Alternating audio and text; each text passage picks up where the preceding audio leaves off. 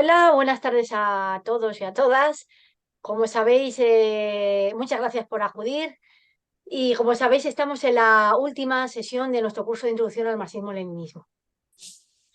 Es la 14 sesión. Comenzamos, como sabéis, en febrero del 23, aproximadamente haciendo una sesión por curso.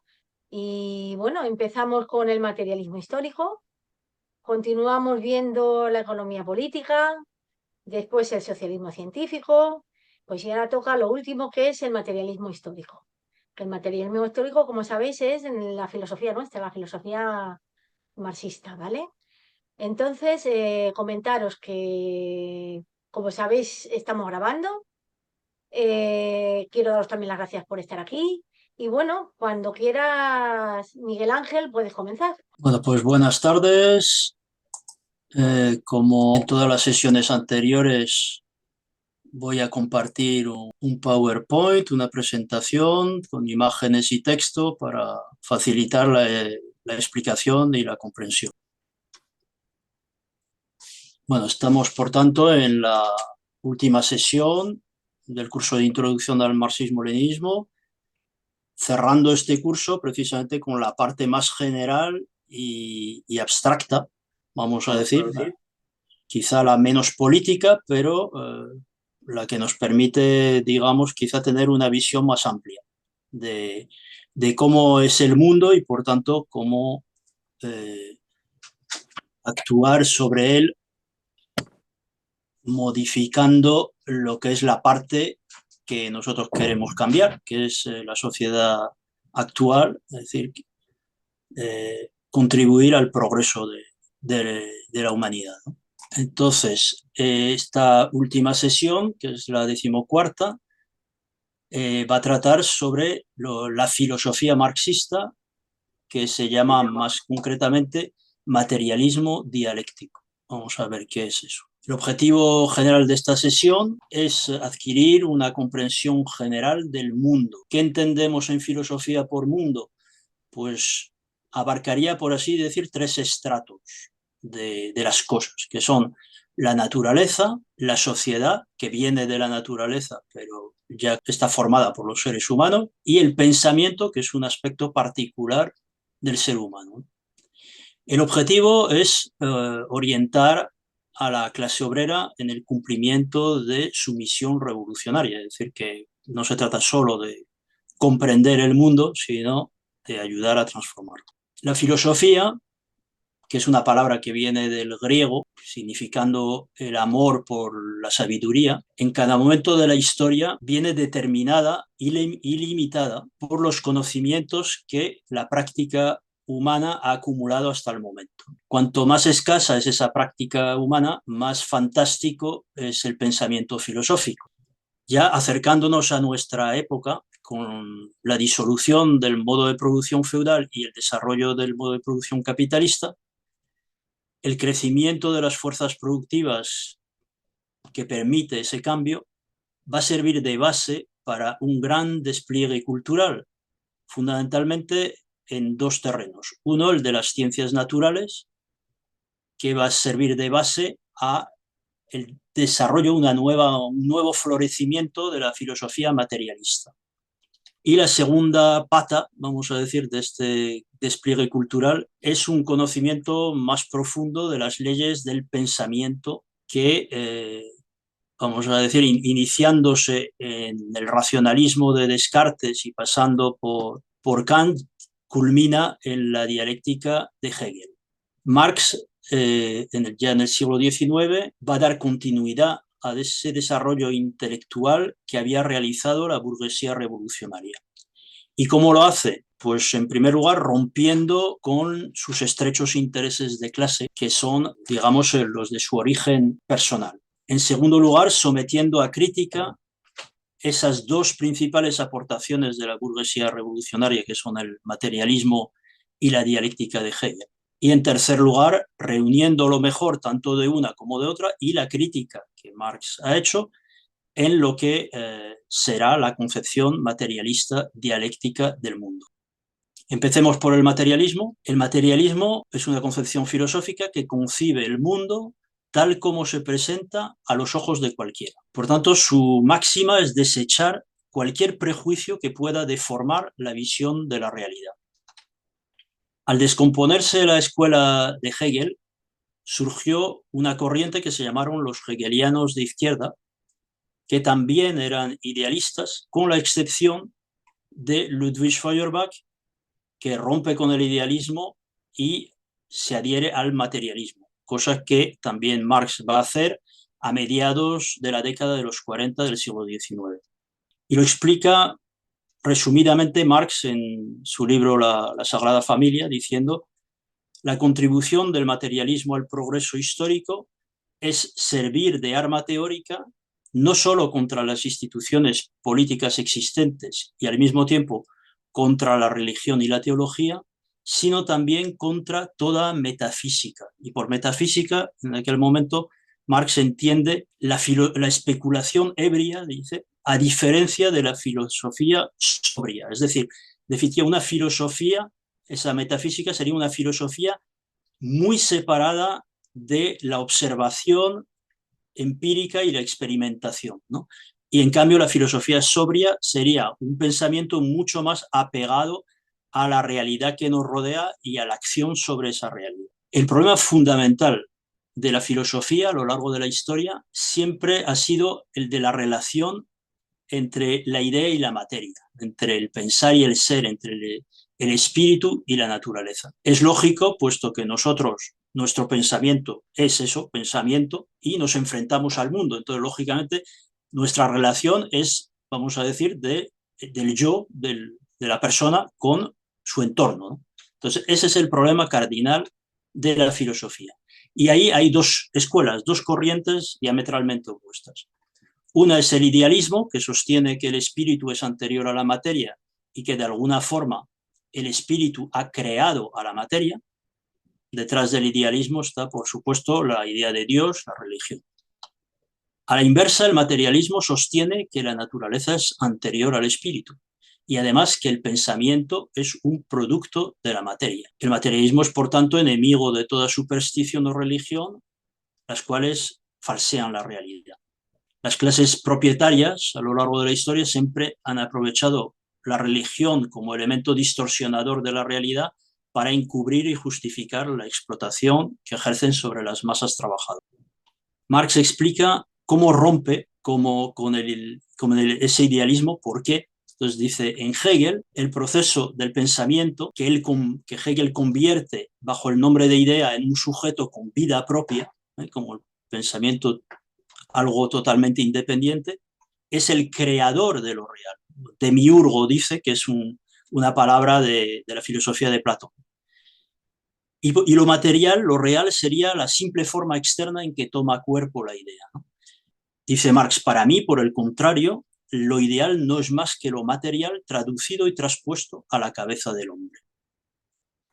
Bueno, si para el materialismo el mundo es materia, ¿qué es la materia?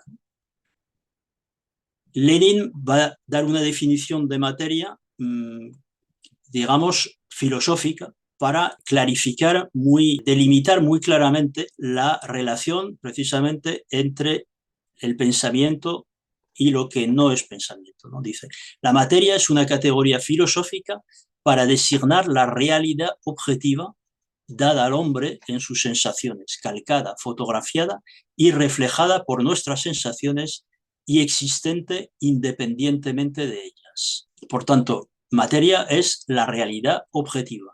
Todo lo que existe independientemente al margen de lo que pensemos de él.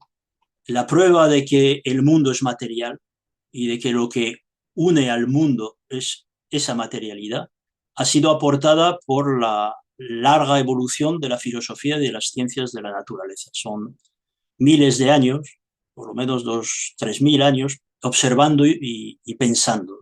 Todo el desarrollo material y cultural de la humanidad va destruyendo uno tras otro cualquier refugio para el pensamiento religioso, para toda idea de un Dios creador de la materia. Sin embargo, a estas alturas, a pesar del gigantesco progreso científico que hemos experimentado, la pregunta que nos surge, ¿y por qué la religión no ha desaparecido todavía? Bueno, hay dos razones. Una interesada, es decir, como decíamos antes, la clase propietaria en nuestra época es la clase capitalista, está interesada en sostener la religión porque enmascara sus intereses de clase, es decir, en última instancia, la burguesía, aunque sea una minoría que se beneficia de todo, tiene derecho por la gracia de Dios, como decía el jefe de Estado en la época del fascismo, pero no solo está interesada, sino que puede conseguir mantener la religión gracias a que las relaciones sociales, materiales, que dan base al pensamiento religioso, por mucho que hayan sido criticadas, todavía no han sido suprimidas. Para entendernos, no basta con saber que la pobreza, el desempleo, las crisis, las guerras son inevitables bajo el capitalismo, si resulta que el capitalismo sigue en pie causando todas esas desgracias, ¿no? Por tanto, para que desaparezca el reflejo religioso, tiene que desaparecer aquello que refleja, es decir, el propio capitalismo. ¿Cómo es esa materia? Aparentemente, los objetos que nos rodean están inertes, a no ser que nosotros los pongamos en movimiento. Un libro sobre la mesa parece que no se mueve, que está quieto, a no ser que nosotros cojamos y le empujemos, lo desplacemos a otro lugar, ¿no? Bueno, esto en el pensamiento espontáneo nos lleva a pensar que para que las cosas se muevan, para que la materia se mueva, necesita un impulso externo. Sin embargo, el desarrollo de las ciencias ha ido mostrando que eso solo es cierto de una manera relativa. En el fondo no es así, ¿eh? En lo fundamental no es así. Si ponemos el ejemplo de este libro, un libro está compuesto por moléculas, por átomos que están continuamente vibrando. De hecho, la ciencia nos enseña que la manifestación externa de la vibración, de la cantidad de vibración de esas moléculas y átomos, es lo que llamamos temperatura. A mayor vibración, mayor temperatura. A su vez, en los átomos, los electrones están continuamente girando alrededor del núcleo atómico. Es decir, por tanto, ese libro aparentemente inmóvil, quieto, está en continuo movimiento. Eso a nivel microcósmico, y a nivel macrocósmico, ese libro está sobre una mesa que está sobre la superficie de la Tierra, y la superficie de la Tierra en cada punto está girando alrededor del eje del planeta, y el propio planeta girando alrededor del Sol, y el Sol también girando alrededor del centro de la galaxia, que está ocupado por un agujero negro supermasivo, y la galaxia desplazándose junto con otras a lo largo del espacio. El movimiento es, por tanto, el modo de existencia de la materia, su manera de ser. Nunca ni en ninguna parte ha habido ni puede haber materia sin movimiento. La materia sin movimiento es tan impensable como el movimiento sin materia, dice Engels.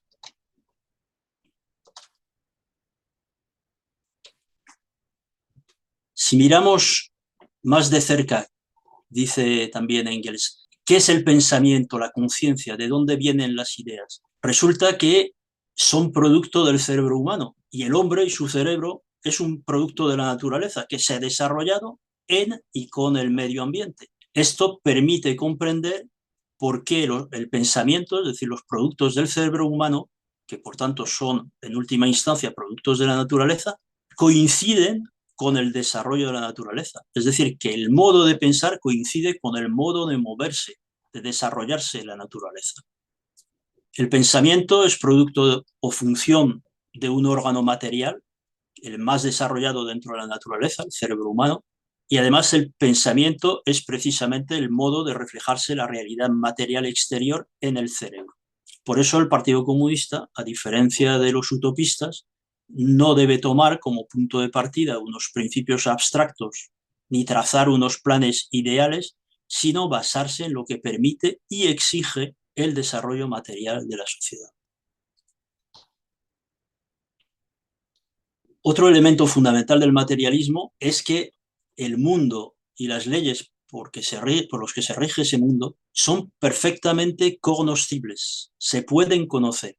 Nuestros conocimientos acerca de las leyes de la naturaleza, que luego los comprobamos por la experiencia, por la práctica, son conocimientos veraces, que tienen el valor de verdades objetivas. En el mundo no hay nada que no sea cognoscible, que sea incognoscible, sino simplemente que está pendiente de ser conocido, pero que la ciencia y la experiencia se encargarán de revelar y de dar a conocer. Bien, el marxismo, habiendo asumido los aportes positivos del materialismo anterior, sin embargo, procedió también a criticar sus defectos. ¿Cuáles eran los defectos de ese materialismo anterior a Marx? Primero de ellos es que era predominantemente mecanicista, es decir, reducía todo movimiento al movimiento mecánico, que era la forma en que, digamos, las ciencias se habían desarrollado, ¿no? Entonces, era movimiento de traslación, movimiento de rotación, aumento del volumen, del peso, es decir, ese era el tipo de movimiento mecanicista. Pero eso ya no concordaba con los progresos de las ciencias durante el siglo XIX. Esto lo vamos a ver ahora. En segundo lugar, su enfoque no era ni histórico ni dialéctico, sino metafísico. ¿Qué quiere decir? Pues que no concebía las cosas en su proceso de desarrollo y en relación con lo demás, sino como algo fijo, inmutable y aislado. Y en tercer lugar, en cuanto ya a la sociedad y al ser humano, concebía la esencia humana de manera abstracta y no como el conjunto de las relaciones sociales que son concretas y están determinadas en el plano histórico, ¿no? Por eso se limitaba a interpretar el mundo en lugar de transformarlo. No comprendía la importancia de la actuación práctica revolucionaria. Esto es algo que se sigue esgrimiendo por la burguesía contra el comunismo, ¿no? Diciendo que es contrario a la esencia humana. Y efectivamente es contrario a la esencia humana dominante bajo el capitalismo, pero no es contrario a una esencia humana de otra época, es decir, de la época futura, porque en cada época ha habido una esencia humana diferente y nada mejor que ir a la literatura clásica antigua para ver cómo los seres humanos de otras épocas no pensaban como nosotros y nos sorprenden en su manera de pensar. Entonces, por tanto, no existe esencia humana en abstracto, salvo una base biológica, pero no es determinante, sino lo que hay que entender al ser humano en función de las relaciones sociales que existen en un momento dado, que además son contradictorias. Ya veremos eso. La dialéctica de Hegel resultó ser el instrumento adecuado para corregir los viejos errores del materialismo y colocar ese materialismo plenamente sobre los rieles de la ciencia. El materialismo dialéctico es la concepción científica del mundo. De esa manera, aunque las ideas son determinadas por la materia, influyen a su vez sobre el desarrollo de la sociedad. ¿Y por qué? Pues porque a diferencia de la naturaleza, la sociedad es obra de los hombres que actúan según su conciencia. Por eso nos explica Stalin la enorme importancia de las ideas, de la transmisión de ideas, para cambiar la sociedad como parte del mundo. Las nuevas ideas y teorías sociales, dice Stalin, surgen precisamente porque son necesarias para la sociedad, porque sin su labor organizadora, movilizadora y transformadora, es imposible llevar a cabo las tareas que plantea el desarrollo de la vida material de la sociedad y que ya están en condiciones de ser cumplidas. Y como surgen sobre la base de las nuevas tareas planteadas por el desarrollo de la vida material de la sociedad, las nuevas ideas y teorías sociales se abren paso, se convierten en patrimonio de las masas populares, movilizan y organizan a estas contra las fuerzas sociales caducas que frenan el desarrollo de la vida material de la sociedad. Pasamos a la dialéctica. Vamos a ver más allá de lo que ya hemos visto. La palabra dialéctica viene del griego dialego, que quiere decir diálogo o polémica. Los antiguos entendían por dialéctica el arte de descubrir la verdad poniendo de manifiesto las contradicciones implícitas en la argumentación del adversario y superando esas contradicciones. Este método dialéctico de pensar, que más tarde se hizo extensivo a los fenómenos naturales, se convirtió en el método dialéctico de conocimiento de la naturaleza. En la confluencia de los siglos XVIII y XIX, el filósofo alemán Hegel imprimió un desarrollo fundamental a la dialéctica. Hegel recopiló todo el desarrollo del pensamiento humano de toda la filosofía occidental y elevó a la dialéctica ingenua que ya existía en tiempo de los griegos clásicos a un nivel superior. Al contrario que Feuerbach, cuando Marx y Engels se hicieron materialistas, conservaron el aporte revolucionario de Hegel, que era su método dialéctico. Pero para Hegel, el desarrollo dialéctico que se observa en la naturaleza y en la historia, como hemos visto, solo revelaba materialmente el automovimiento del concepto. Por eso explica Engels, nosotros retornamos a posiciones materialistas y volvimos a ver en los conceptos de nuestro cerebro las imágenes de los objetos reales en vez de considerar a estos como imágenes de tal o cual fase del concepto absoluto, que era el punto de vista de Hegel. Con esto, la propia dialéctica del concepto se convertía simplemente en el reflejo consciente del movimiento dialéctico del mundo real, lo que equivalía a invertir la dialéctica que estaba cabeza abajo, poniéndola de pie. Marx y Engels enriquecieron así la concepción materialista del mundo con la dialéctica, que es la doctrina del desarrollo más universal, rica de contenido y profunda. La dialéctica se basa en dos principios. Uno es el principio del desarrollo, es decir, el mundo no es un conjunto de objetos terminados, sino un conjunto de procesos en el que las cosas que parecen estables pasan por una serie ininterrumpida de cambios desde su nacimiento hasta su muerte. A través de ellos se acaba imponiendo una trayectoria progresiva, pese al aparente carácter fortuito de esos cambios y a los retrocesos momentáneos. Aquí tenemos una importante lección para este momento que estamos viviendo, en que parece que la causa de la clase obrera, su lucha contra el capitalismo, la burguesía, parece como si hubieran desaparecido de la escena. Es decir, hay un retroceso momentáneo, pero la trayectoria progresiva siempre acaba imponiéndose. ¿Cómo? A veces de una manera aparentemente fortuita, es decir, no sabemos por dónde se abre camino, pero se abre camino.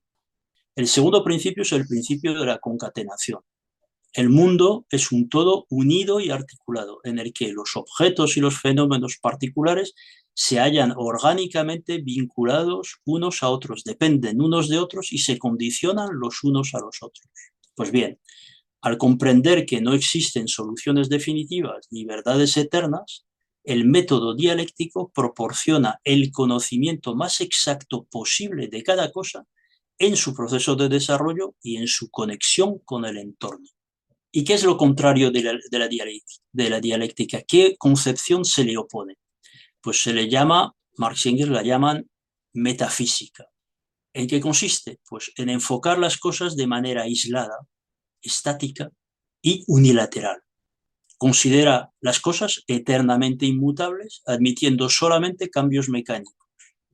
Entiende que la causa de los cambios no está dentro de las cosas, sino en el impulso de fuerzas externas a esas cosas. Finalmente, considera que las cosas de una determinada especie solo pueden dar origen a cosas de la misma especie y jamás pueden transformarse en cosas de una especie distinta, cosa que ya sabemos por la teoría de la evolución que no es así, pero bueno.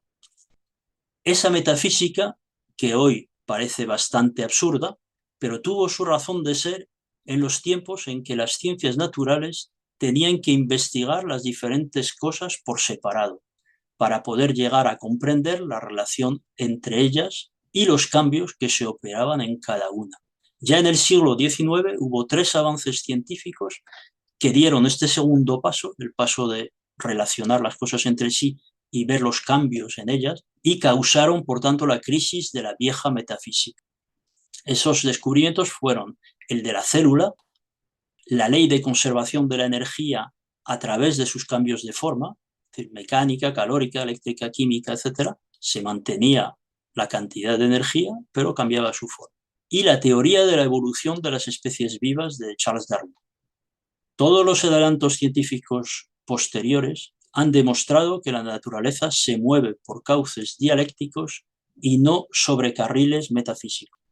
A estas alturas, la humanidad ya está en condiciones de sustituir las concatenaciones y las tendencias que la filosofía clásica fabricaba a base de intuición e imaginación por las concatenaciones y tendencias que realmente existen. Por tanto, el materialismo dialéctico ya no necesita de ninguna filosofía que se coloque por encima de las demás ciencias. Lo único que queda en pie de la filosofía anterior es la teoría del pensamiento y sus leyes, es decir, la lógica formal y la dialéctica. La dialéctica tiene tres leyes fundamentales. La primera es la ley de la contradicción o de la unidad de contrarios. Nos dice que el desarrollo es causado por el choque de las diversas fuerzas y tendencias que actúan en un cuerpo, fenómeno o sociedad. La segunda ley es la ley de la transformación de la cantidad en calidad. La acumulación de cambios cuantitativos más o menos perceptibles dentro de una cosa acaba produciendo un salto cualitativo, es decir, su transformación en otra cosa. Y tenemos el ejemplo del agua, que la calentamos y va subiendo de 10, 20, 40, 80, 90 grados y a 100 grados una atmósfera de presión se transforma de agua líquida en vapor. Y lo mismo si bajamos la temperatura a 50, 40, 20, 5, al llegar a 0 grados, una atmósfera se transforma en hielo, en agua sólida. Vemos cómo esa acumulación cuantitativa produce un salto cualitativo. Y eso ocurre con las revoluciones sociales. Primero hay evolución y esa evolución llega a un punto que produce una revolución. La tercera ley es la ley de la negación de la negación. ¿Qué nos dice? Nos dice que el desarrollo se produce por medio de la negación o supresión de lo viejo por lo nuevo, aunque se conserva en parte lo viejo. ¿Y qué pasa con lo nuevo? Pues a su vez es negado y suprimido por lo más nuevo, por lo novísimo. En conjunto, es como si se volviera al punto de partida, pero a un nivel superior, siguiendo una trayectoria, como ese dibujo verde que hay ahí al lado, de espiral o hélice. Engels en el Anti-Düring lo ilustra con el ejemplo de una semilla que desaparece, es decir, es negada por un tallo, aparece una planta en su lugar, y esa planta muere, pero no sin producir semillas. Entonces, aparentemente hemos empezado por la semilla y terminamos por la semilla, pero empezamos por una semilla y acabamos con decenas o cientos de semillas. Y por tanto, volvemos sobre un escalón superior. Eso mismo pasa con la sociedad humana, que surgió hace aproximadamente unos 2,5 millones de años sobre la base de una organización comunista, es decir, clan, de tribu, donde todo es común, hasta un momento en que el comunismo es negado por la propiedad privada, hace unos 5.000, 10.000 años, pongamos. Y hoy está en condiciones y reclamando a una escala histórica, claro, pasar nuevamente al comunismo. Por tanto, parece que volvemos otra vez a la prehistoria. No, pero volvemos sobre una escala superior construida sobre los logros alcanzados en el periodo de la propiedad privada. La esencia de la dialéctica, dice Lenin, es el desdoblamiento de un todo y el conocimiento de sus partes contradictorias. Los factores externos actúan, por supuesto, sobre el movimiento de desarrollo de una cosa. Es decir, la dialéctica no niega la acción de los factores externos, pero esos factores externos no son capaces de explicar la infinita diversidad cualitativa de las cosas, ni la transformación de una cosa en otra. Pensemos en lo que dicen los físicos actuales, los cosmólogos que nos hablan de ese Big Bang. Y toda la materia estaba concentrada supuestamente en un punto y fijémonos ahora la materia lo diversa que es. Entonces, eso no lo puede explicar ningún factor externo, sino el propio movimiento contradictorio de las cosas. La causa fundamental del desarrollo no es externa, sino que reside en el carácter contradictorio interno de las cosas. Mao Zedong lo explica así, dice, las causas externas constituyen la condición del cambio y las causas internas su base y las externas actúan a través de las internas. Y lo ilustra con un ejemplo. A una temperatura adecuada, un huevo se transforma en pollo, pero ninguna temperatura podrá transformar una piedra en pollo, porque sus bases son diferentes. En todo hay contradicción, no existe nada en el mundo que no encierre contradicción. La interdependencia y la lucha entre los contrarios de cada cosa es lo que determina su vida e impulsa su desarrollo desde el comienzo hasta el fin. Lenin nos pone unos ejemplos en matemáticas, positivo-negativo, diferencial integral, en mecánica acción-reacción, en física electricidad positiva, es decir, protones y negativa, electrones, en química combinación y disociación de los átomos, ciencias sociales, la lucha de clases, ¿no? También en las ideas existe contradicción. Las ideas de los seres humanos Hay contradicción, lo subjetivo, como reflejo de las contradicciones de la sociedad en que viven, lo objetivo. La constante lucha de ideas diferentes dentro del Partido Comunista es, por tanto, inevitable y, además, es necesaria para que este partido pueda desarrollar su misión revolucionaria.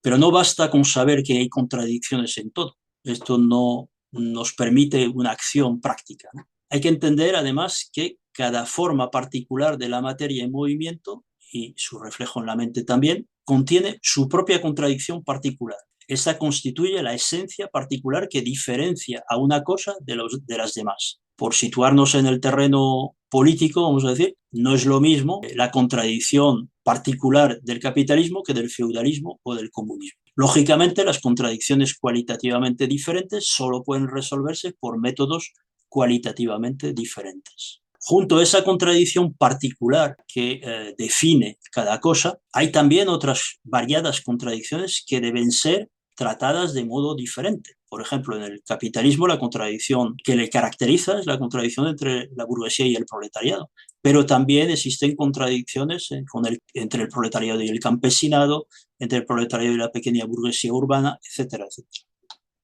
Además, hay que estudiar cada uno de los contrarios de cada contradicción en sus relaciones con su opuesto. Por eso, Lenin habla de que es necesario el análisis concreto de la situación concreta. Ahora veamos que, de alguna manera ya lo hemos mencionado, que en una cosa, sobre todo si es compleja, existen muchas contradicciones. Una de ellas es la principal, que es la que determina la existencia y desarrollo de las demás contradicciones, ¿no? Además, entre los dos opuestos de una contradicción, uno es el principal y el otro el secundario. El primero desempeña el papel dirigente en la contradicción y determina la naturaleza de la cosa. Sin embargo, esta situación no es estática. El aspecto principal y el secundario de una contradicción se transforman el uno en el otro. Es decir, el principal se convierte en secundario y el secundario se convierte en principal. De ese modo cambia la naturaleza de la cosa. Por ejemplo, en el capitalismo la contradicción es entre la burguesía y el proletariado, siendo el aspecto principal de la contradicción la burguesía. Pero con el paso al socialismo siguen estando esas dos clases, esa contradicción sigue en pie, pero la clase, el contrario que ocupa el lugar principal, ya no es la burguesía, sino el proletariado, hasta la desaparición de esa unidad, es decir, de la burguesía y también del proletariado. ¿Por qué decimos unidad de contrarios? ¿Por qué decimos que hay unidad e identidad de contrarios? Pues en primer lugar porque ninguno de los contrarios puede existir sin el otro. Ambos coexisten en un todo único. No podemos imaginarnos un imán que solo tenga un polo positivo. Tiene siempre un positivo y un negativo, ¿no? Pues así con todas las contradicciones. Ambos contrarios están interconectados, se impregnan recíprocamente y dependen el uno del otro. Además, en determinadas condiciones, como hemos visto, cada uno de los aspectos contradictorios se transforma en su opuesto, abriendo así paso a la sustitución de la vieja unidad por otra nueva. Dicho esto, Lenin nos advierte la unidad, coincidencia, identidad, equivalencia, etcétera, de los contrarios es sólo condicional, temporal, transitoria, relativa. La lucha de los contrarios mutuamente excluyentes es absoluta, como es absoluto el desarrollo y el movimiento. Por eso, para resolver una contradicción, no hay que taparla, no hay que andar con paños calientes, en el peor sentido de la palabra, conciliar tanto entre los contrarios, sino desarrollarla hasta la fase de aguda lucha entre los opuestos que encierra. Para concluir, y matizando la afirmación anterior, vamos a ver la diferencia entre antagonismo y contradicción en general. Dice Lenin, el antagonismo y la contradicción no son en absoluto una y la misma cosa. Bajo el socialismo desaparecerá el antagonismo, pero subsistirá la contradicción. Entonces, ¿qué es el antagonismo? Bueno, pues el antagonismo es una forma particular de la lucha de contrarios, cuando la contradicción solo puede resolverse mediante un conflicto violento. Lo dejamos aquí, este tema, que merece profundizar más, pero con todo lo que hemos visto es suficiente para llegar a la conclusión de que la filosofía marxista-leninista que llamamos materialismo dialéctico nos proporciona, por tanto, el conocimiento de las leyes generales del movimiento del mundo, el mayor conocimiento que se puede alcanzar en la etapa capitalista de la sociedad. Eso no quiere decir que ese conocimiento no será superado, pero en la etapa capitalista no puede dar de sí más. Es decir, hay que cambiar la sociedad para que el conocimiento pueda experimentar también un salto cualitativo. Para nosotros es una guía indispensable en el conocimiento de la realidad concreta, o sea, nos guía, no nos dice cómo es la realidad concreta, pero nos proporciona el instrumento para conocerla, un instrumento fundamental, una visión, una guía, y para realizar una práctica social realmente revolucionaria. Con esto concluimos el capítulo sobre materialismo dialéctico, el último de este curso de introducción, y vamos a cerrar con la frase que solemos poner al final de cada sesión, que nos dice que con la dirección del Partido Comunista el proletariado es invencible. Muchas gracias por vuestra atención y ahora vamos a pasar a la fase de las preguntas que hacemos para tratar de ver hasta qué punto hemos entendido bien las explicaciones y debatir sobre ello y eventualmente pues ver también los defectos de una explicación que no deja de ser muy sintética y por tanto puede tener determinados elementos demasiado insuficientes, ¿no? Pobres. Entonces vamos por tanto al WooClub con 4 preguntas, cada una de ellas con 4 posibles respuestas y aquí está el código QR que podéis escanear en vuestro móvil o abrir navegador, la aplicación wooclub.com con el código de evento UNIPRO. Ya sabéis que una vez escaneado el código, ponéis el nombre y esperamos a que nos dé paso Miguel Ángel, ¿vale? Bueno, tenemos aquí en pantalla ese código QR y la dirección WooClub con su código, ¿no? Entonces, entramos ya a la primera pregunta. Primera pregunta es, ¿cuál de las siguientes afirmaciones es falsa? Entonces, veamos. La primera de ellas dice, el materialismo considera que el pensamiento es producido por la materia. La segunda dice, la materia es toda la realidad objetiva que se refleja en nuestro cerebro a través de los sentidos en forma de ideas. La tercera es, a la burguesía le conviene el idealismo y al proletariado el materialismo. Y la cuarta es, el desarrollo del conocimiento científico acaba con la religión. Repito, ¿cuál de estas afirmaciones es falsa? Primera, el materialismo considera que el pensamiento es producido por la materia. Segunda, la materia es toda la realidad objetiva que se refleja en nuestro cerebro a través de los sentidos en forma de ideas. Tercera, a la burguesía le conviene el idealismo y al proletariado el materialismo. Y cuarta, el desarrollo del conocimiento científico pone fin a la religión. Parece que ya todo el mundo ha votado. Faltaría Mari Carmen. Yo voto por la primera. O sea, ¿cuál es falsa? Dices la primera, ¿no? Sí. Vamos a ver, los resultados han sido muy variados. Es decir, se ha respondido que la primera, que la segunda, es decir, que es falsa la primera, que es falsa la segunda y que es falsa la cuarta.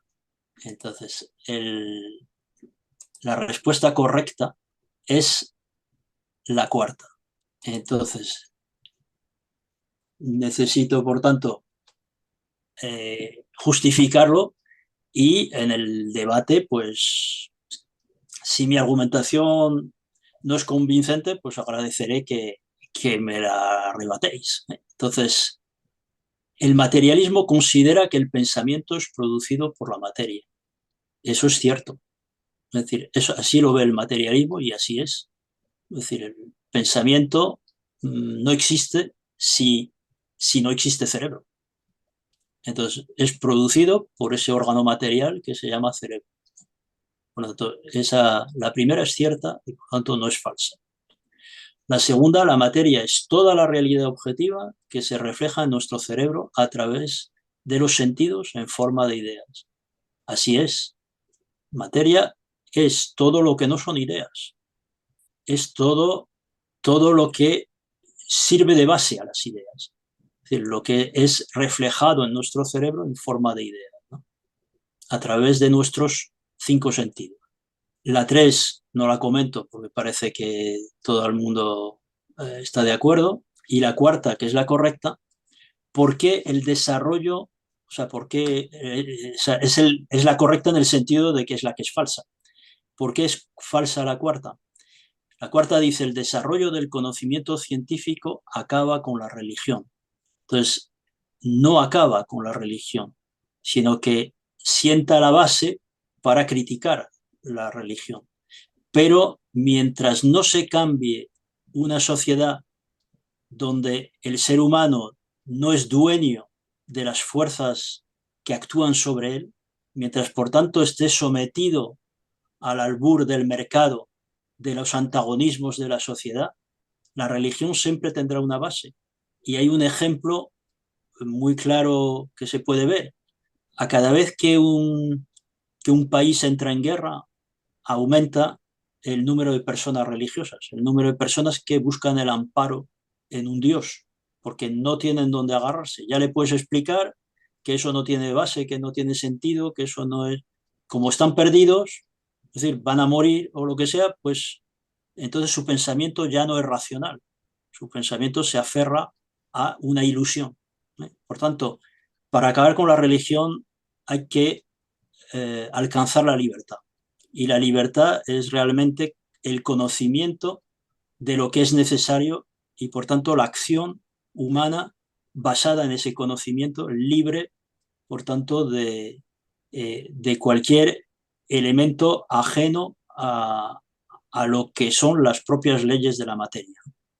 Entonces, eso es fundamental entenderlo. Por eso no es cuestión de maldecir y decretar, de maldecir la religión y decretar el ateísmo. Hay que combatir el pensamiento religioso, hay que argumentar por qué no, pero no como una cuestión principal bajo el capitalismo, sino lo principal bajo el capitalismo es unir fuerzas para ir acabando con esa sociedad y construyendo en su lugar el socialismo. Y fruto de eso y de la lucha contra las ideas religiosas, entonces sí se podrá acabar con la religión. Vamos a la segunda pregunta. Ahora la pregunta es, ¿cuál de estas afirmaciones es cierta? La primera, la materia siempre necesita un impulso externo para moverse, cambiar y desarrollarse. La segunda, todo es materia, también las ideas. La tercera, todo lo desconocido se puede llegar a conocer por medio de la ciencia y la experiencia. Y la cuarta, la esencia del ser humano es determinada por sus necesidades biológicas. Entonces, ¿cuál de estas afirmaciones es cierta? La primera, la materia siempre necesita un impulso externo para moverse, cambiar y desarrollarse. Segunda, todo es materia, también las ideas. Tercera, todo lo desconocido se puede llegar a conocer por medio de la ciencia y la experiencia.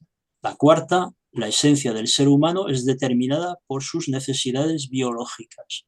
¿Cuál de ellas es cierta? Yo voto por la primera.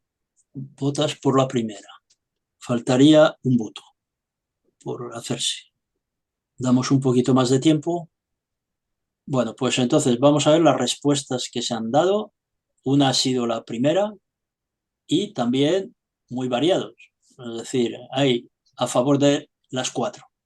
Esto yo creo que no hay que asustarse porque eso quiere decir que es un tema complejo, que la filosofía no es algo que se estudie habitualmente y es natural que el acercamiento a esta disciplina del pensamiento que lo abarca, vamos a decir, todo y requiere mucha lectura, reflexión, experimentación, pues nos da esa dificultad. Pero bueno, vamos a ir hablando de ello y recomendaría que después de esta sesión cada uno revise, vuelva a ver en esa presentación de PowerPoint y reflexione tranquilamente sobre ello y podamos incluso seguir debatiendo posteriormente a esta sesión por escrito o por el medio que sea.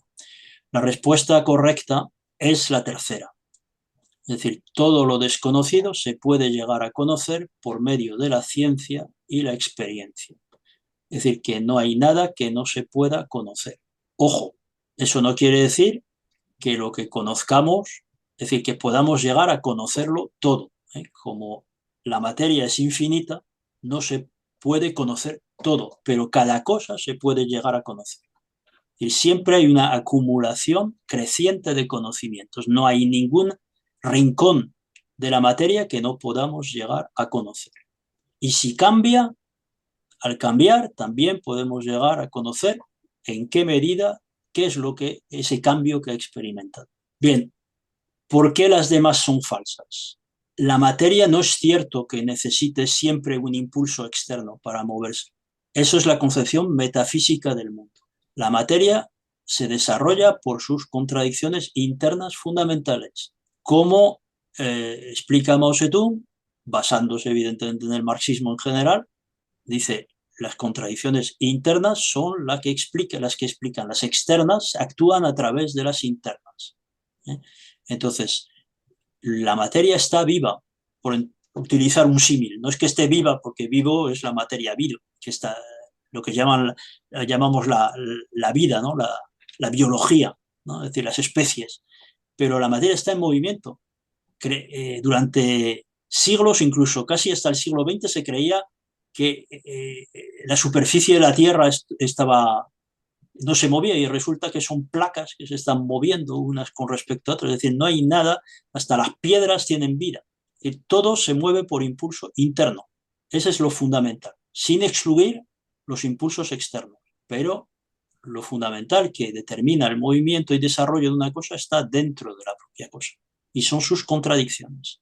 La segunda, todo es materia, también las ideas. Esto también era un pensamiento del materialismo anterior a Marx, que llegaba incluso a decir que el cerebro secreta ideas igual que el páncreas secreta la bilis. Entonces, no, cuidado, la bilis es materia, pero las ideas no son materia. Son el modo de funcionar el cerebro. En su funcionamiento, en esas corrientes eléctricas entre neuronas, se produce el pensamiento, pero las ideas son las ideas y la materia es el resto. Es fundamental no confundir eso, porque si confundimos se abre la puerta a lo que se llama el agnosticismo, que es una corriente filosófica que al final lo confunde todo para acabar decretando que la materia no existe y que todo es un sueño, la vida es sueño, ¿no? La famosa obra de Calderón de la Barca. Entonces, esto es una teoría que el máximo exponente era un obispo reaccionario, Berkeley, y sirve precisamente para sumir a la gente en la desesperación y en la inactividad, en la inacción, y por tanto ayuda a perpetuar las injusticias, la propia sociedad capitalista, la explotación de unos por otros. La tercera es lo correcto, es decir, todo lo desconocido se puede llegar a conocer, como hemos dicho. Y la cuarta, la esencia del ser humano es determinada por sus necesidades biológicas. Por supuesto que las necesidades biológicas influyen. Es decir, ¿cuáles son las necesidades biológicas fundamentales? Son dos. Son alimentarse y reproducirse. Estos son los imperativos biológicos de cualquier especie viva. Y por eso actúa en el ser humano. Pero no es su esencia. Es decir, no es su esencia porque no determina realmente al ser humano. Eso sería en todo caso una tendencia, una visión freudiana, ¿no?, del ser humano. Es decir, pensar que todo está determinado por lo sexual, o otras teorías podrían ser sobre simplemente pues, lo que comemos, ¿no? Somos lo que comemos. Entonces, no, el ser humano está determinado por su ser social, por su existencia en la sociedad, su lugar en la sociedad. Por eso está dispuesto incluso por una causa social a pasar hambre, incluso a practicar a la abstinencia en la reproducción de la especie, etc., porque son otras cuestiones las que realmente determinan su actitud, su comportamiento, su esencia, ¿no? Entonces eso yo no entro a profundizar más porque sobre todo todas estas cuestiones habría mucho que decir. Pero yo creo que con estos aportes parciales yo creo que es suficiente. Tercera Pregunta: la metafísica es contraria a la dialéctica por considerar que el mundo es un conjunto de objetos, primero, aislados, eternos e internamente homogéneos. Segunda, en continuo cambio dentro de una trayectoria general progresiva. Tercera, vinculados, dependientes y condicionados entre sí. Y cuarta, que no se pueden conocer de manera definitiva. Entonces, ¿qué es lo que piensa la metafísica al contrario que la dialéctica? Que el mundo es un conjunto de objetos aislados, eternos e internamente homogéneos, la primera. Que el mundo es un conjunto de objetos en continuo cambio dentro de una trayectoria general progresiva, la segunda. Que el mundo es un conjunto de objetos vinculados, dependientes y condicionados entre sí, o la cuarta, que el mundo es un conjunto de objetos que no se pueden conocer de manera definitiva. Entonces, ¿cuál es la caracterización correcta de la metafísica? Yo diría la primera. Muy bien. Faltaría una respuesta por dar y ya está. Vamos a ver. Entonces, las respuestas que habéis dado son a favor claramente de la primera, ¿no? Y solo hay una respuesta, dudas sobre la cuarta. Y es que esa cuarta también tiene bastante trampa. Es decir, es un asunto complejo, pero vamos a intentar mencionarlo, por lo menos dar una cierta explicación. Yo no sé si convincente del todo, pero vamos a intentar. Entonces, la respuesta correcta es la primera, ¿eh? Entonces, efectivamente, para la metafísica, perdón, los objetos que componen el mundo están aislados unos de otros, son siempre iguales y dentro son homogéneos, ¿no? Es decir, no hay contradicción. Entonces, está claro que la metafísica o la antidialéctica, lo contrario de la dialéctica, no entiende el mundo en continuo cambio dentro de una trayectoria general progresiva. Si no entiende el mundo, pues vamos a decir como se entendía en el siglo XVIII o XVII, es decir, siempre todo ha sido igual, todo ha sido igual y lo único que hay justicia e injusticia y entonces los nobles son injustos, los burgueses son justos y luchan contra la nobleza y ya está. Es decir, no hay cambio, todo ha sido siempre igual. La metafísica no entiende, por supuesto, que las cosas están vinculadas, dependientes, condicionadas unas con otras, sino las ve como oye, pues la física es la física, la química es la química, la matemática es la matemática, la religión es la religión, la teología, etcétera, etcétera. Cada cosa por separado. Pero la cuarta tiene un poco de trampa porque la cosa es que se pueden conocer las cosas de manera definitiva. Entonces, claro, la metafísica sí lo considera que se pueden conocer de manera metafísica, pero o sea, de manera definitiva. Pero la dialéctica, ¿en qué medida es así? Entonces nos dice el materialismo dialéctico, por una parte, que las cosas se pueden conocer todas, pero al mismo tiempo la dialéctica, y por tanto el materialismo dialéctico, también nos dice que las cosas están en continuo cambio, por tanto no hay nada definitivo. Entonces, la dialéctica es la que considera, por tanto, que no se pueden conocer de manera definitiva, pero sí se pueden conocer en cada momento todas las cosas. Solo que estas cosas están en continuo cambio y, por tanto, lo que hoy es, digamos, un conocimiento completo hasta donde sea de cada cosa, es cambiante. Es decir, el materialismo dialéctico nos permite, digamos, entender hasta dónde se puede llegar a conocer las cosas de una manera acorde con cómo son las cosas. Es decir, no hay nada oculto a nuestra investigación, pero al mismo tiempo todo está en continuo cambio y entonces no hay nada definitivo. Por eso es que no se pueden conocer las cosas de manera definitiva, es una característica no de la metafísica, sino de la dialéctica. No insisto más porque reconozco que son cuestiones que requieren pues, pensar, estudiar, etc. Y vamos a la última pregunta antes de pasar al debate y a tratar de aterrizar a las cuestiones que tenemos habitualmente entre manos, que son las cuestiones políticas. Bien, la cuarta nos dice, ¿cuál es la ley fundamental de la dialéctica? 1. la negación de la negación. 2, la contradicción. 3, la transformación de la cantidad en calidad. Y 4, el carácter antagónico de toda contradicción. Repito, ¿cuál es la ley fundamental de la dialéctica? Esta es más fácil, ¿eh? 1, la negación de la negación. 2, la contradicción. 3, la transformación de la cantidad en calidad. Y 4, el carácter antagónico de toda contradicción. La ley fundamental, ¿eh? Por lo tanto, la más importante, por entenderlo, ¿no? Bueno, para mí no es tan evidente, pero yo qué sé, me quedo con la 2. Con la 2.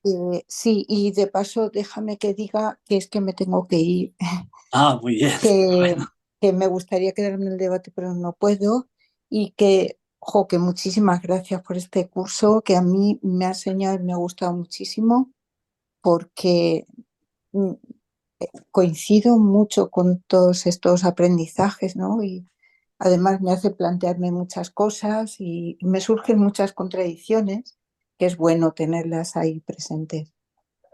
Y muy nada bien. más, que muchas gracias, de verdad. Pues gracias a ti, ha Venga, sido un placer y seguiremos en contacto y bueno, pues lo que te pierdas de esta sesión lo podrás ver en la grabación. Así sí, que, claro, sí, sí. pues Venga, nada, un que te vaya abrazo muy a bien y todos. estamos en contacto. Venga, chao, adiós. Hasta luego. Bueno, pues efectivamente, vamos a ver las respuestas dadas. Aquí, pues nos hemos repartido, ¿eh? Eh, entre sobre todo la primera y la cuarta. No, de la segunda y la cuarta, es decir, ha habido hoy empate de la segunda y la cuarta. Bueno, la respuesta correcta es la contradicción. Es decir, lo fundamental de la dialéctica es el movimiento y la conexión de las cosas y, por tanto, esa relación contradictoria entre las cosas que hace que la materia está en continuo movimiento y el pensamiento también como fruto, como reflejo precisamente de ese carácter contradictorio de la realidad material, ¿no? Entonces las otras, las tres primeras, la negación de la negación y la transformación de la cantidad en calidad, son también leyes de la dialéctica, pero no son el núcleo, no son la esencia de la dialéctica, son derivadas de la primera, de alguna manera. Es decir, la transformación de la cantidad en calidad en realidad es la contradicción entre la cantidad y la calidad. Es decir, cómo la cantidad se transforma en calidad, cómo la calidad se transforma en cantidad. Por ejemplo, en el paso del capitalismo al socialismo, la clase obrera va aprendiendo a luchar, va encontrando camino, acumulando fuerzas hasta poder dar el salto que se llama revolución y pasar al socialismo. Entonces, la cantidad se transforma en calidad. ¿Y qué ocurre con esa nueva calidad? Pues que es capaz de producir unas fuerzas productivas más desarrolladas que las del capitalismo. Entonces, eso lo hemos visto en el caso de la Unión Soviética, que a pesar del acoso que sufrió y de las invasiones continuas, una de ellas acabando con la vida de entre 20 y 30 millones de soviéticos, pues a pesar de todo y de no tener colonias, y en cambio los países capitalistas más ricos tener colonias y vivir a expensas no solo de sus propios obreros, sino a costa de los pueblos del mundo, pues la Unión Soviética fue capaz de vencerlos, de colocarse al frente y, eso sí, fruto de sus contradicciones internas, acabó mal, pero durante un tiempo demostró que era capaz de transformar la calidad en cantidad también. Y ahora tenemos el caso de China, ¿no? En esa misma tesitura, ¿no? Que esperemos que esta vez no haya retrocesos, pero eso es una cosa que no podemos saber antemano. A la vez que esa contradicción entre cantidad y calidad, hay otras, esa cantidad y calidad son lo que se llaman categorías de la dialéctica o categorías filosóficas. No solo está la cantidad y calidad, también está el fenómeno y la esencia, está la causa y el efecto, está lo abstracto y lo concreto, lo particular y lo general, la posibilidad y la realidad.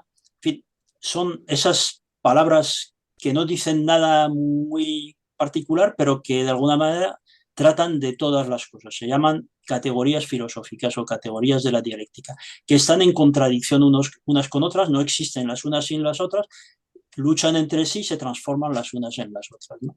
Entonces, por tanto, vemos que esa ley de la transformación de la cantidad en calidad es una aplicación concreta de la ley de la contradicción o de la ley de unidad de contrarios. La negación de la negación, lo mismo, es decir, es negación y afirmación. La afirmación es negada y esa negación a su vez es negada, por tanto, convertida en afirmación, vuelve a ser negada, ¿no?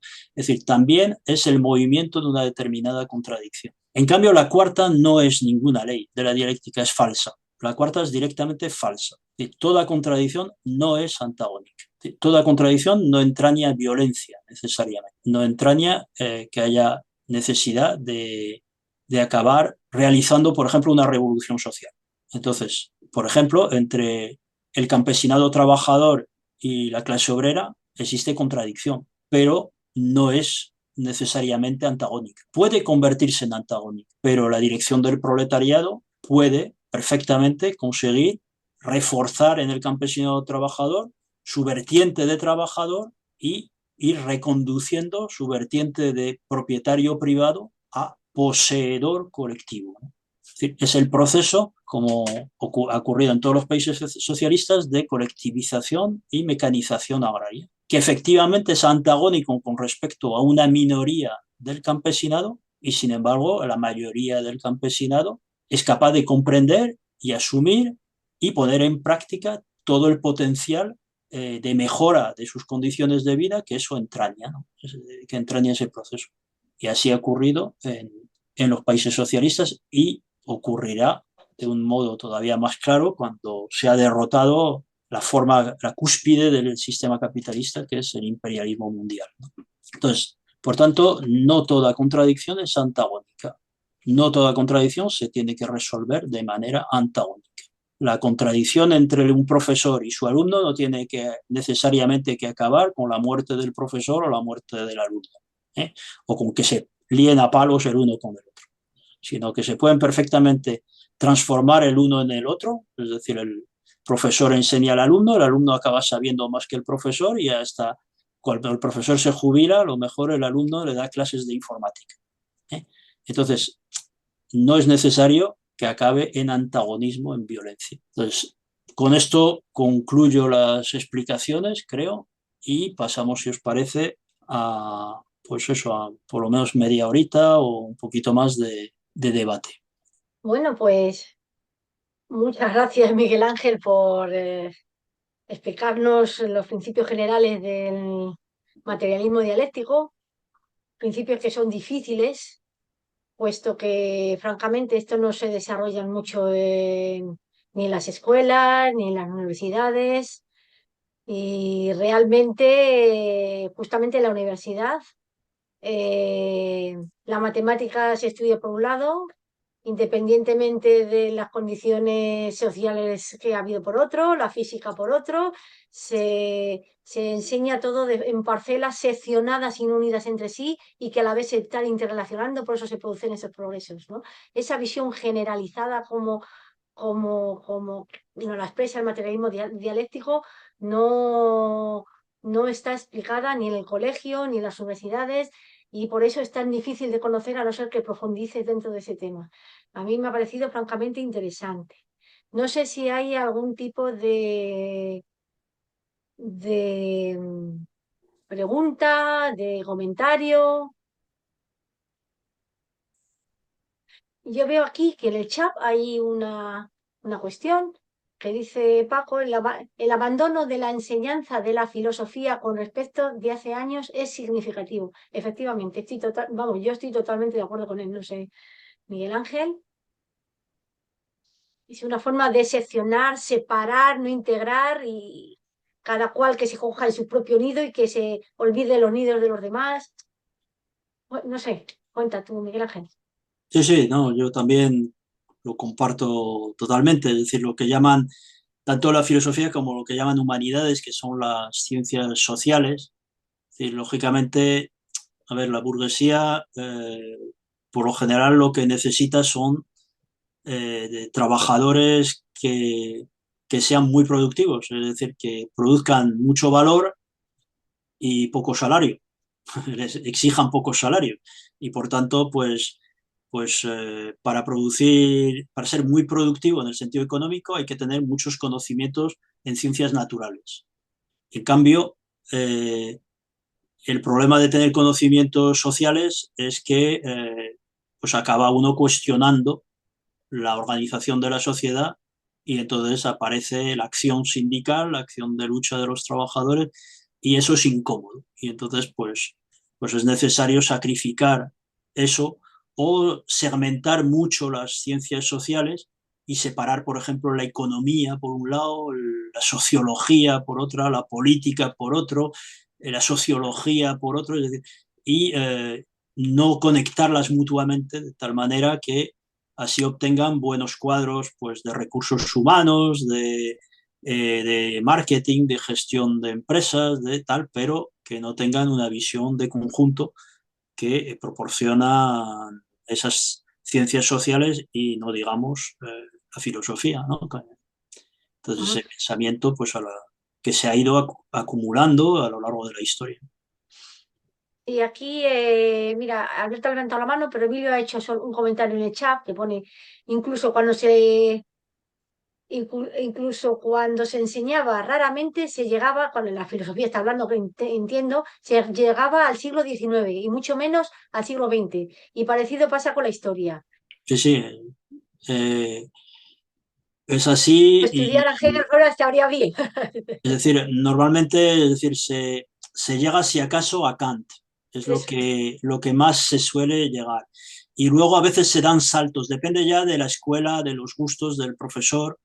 Y entonces a mí me tocó un freudiano, pues de repente saltó de Kant a Freud y a la escuela freudiana, al psicoanálisis, a Adler, a Jung, a Marcuse, etcétera, ¿no? Pero por tanto se saltan todo lo que es, por supuesto, Hegel, que es demasiado, para ellos demasiado difícil de entender, y luego Marx y Engels, que son los malditos, lógicamente, porque eso ya encima dicen que la filosofía no se trata, no basta con interpretar el mundo, que hay que transformarlo, entonces esto ya es demasiado peligroso, ¿no? Entonces sí, la verdad que es así, y sin embargo la historia y la historia de la filosofía es muy importante para precisamente entender la dialéctica, entender cómo esa negación de la negación, ¿eh? Que hemos hablado, es decir, el pensamiento original del ser humano es materialista y dialéctico, pero de una manera intuitiva. Es decir, sabe que la materia, o sea, en cuanto empieza a pensar un poco de manera seria y empieza a trabajar, es decir, su pensamiento es materialista y además ve todo en movimiento. Entonces, la dialéctica y el materialismo siempre están en los orígenes de todas las civilizaciones en su pensamiento. Lo que pasa es que ese pensamiento intuitivo, primitivo, no es suficiente para avanzar. Y entonces es negado por, es decir, hay un refugiarse en el pensamiento.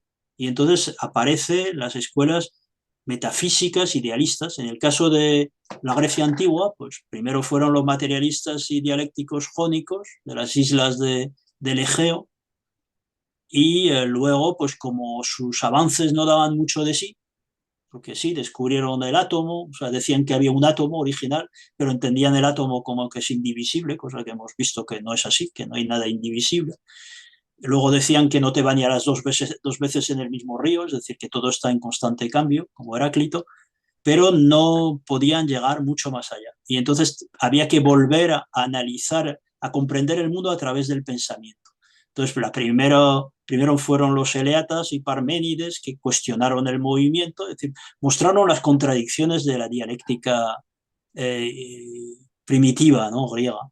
Y entonces apareció una escuela enormemente potente de idealistas, metafísicos, sobre todo idealistas. Es decir, rápidamente la metafísica, pues una vez que usaron la metafísica para vencer al materialismo, dejaron de ser metafísicos y cada vez eran más dialécticos hasta llegar a Platón y a o sea, Sócrates. Sócrates era dialéctico porque precisamente su método de mayéutica era un método basado en la búsqueda de contradicciones y luego sus discípulos que eran Platón y Aristóteles. Por tanto, pero gracias a eso hubo un enorme desarrollo de la filosofía, del conocimiento del pensamiento, que permitió siglos después, con los árabes y en parte con los romanos, pero sobre todo los árabes, y luego ya con el desarrollo del capitalismo, los franceses y los ingleses, permitió un desarrollo del materialismo, ¿no?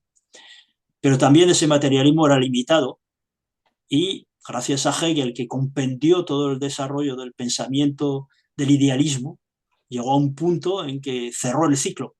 Hegel, o sea, llegó a mostrar que en realidad materia e idea coincidían, solo que él veía que la idea era producto, o sea, que la materia era producto de la idea, pero coincidían. Entonces, solo bastaba lo que, en ese sentido, Marx y Engels lo tenían fácil, se lo puso, como se suele decir, usando el ejemplo de Mao, a huevo, ¿no? Es decir, ya que Mao habla de la transformación del huevo en pollo, pues se lo puso a huevo a Marx y Engels porque era simplemente en Hegel, era darle la vuelta a lo que Hegel había llegado a comprender. O sea, Hegel es profundísimo en cuanto a comprender el movimiento de las cosas, ¿no?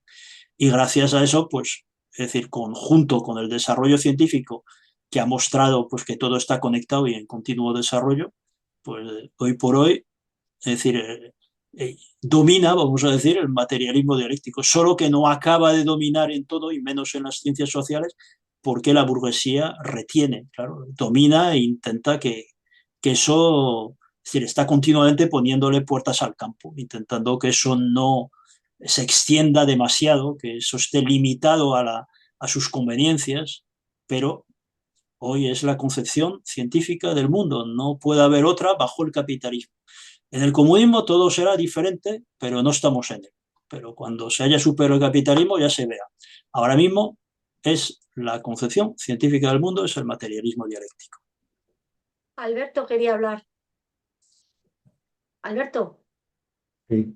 Sí, bueno, yo volviendo a lo que se ha planteado de que hayan eliminado la filosofía, eh, claro, para mí es otro paso más en esa tarea que lleva la burguesía ya vamos, desde siempre y muy agudizada en estos últimos tiempos en idiotizar a la sociedad.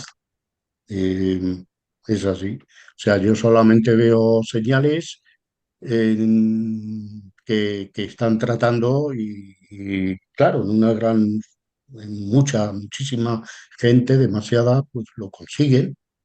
Eh, no, no hay criterio de nada. Están, bueno, pues eso es la filosofía, que es algo, que es la historia es conocer el pensamiento de que existe la humanidad, el eso, pues borrar todo, intentar borrarlo de la mente, que se olvide, que no nos interesa a la gran mayoría, solo a cuatro privilegiados y incluso para dominar.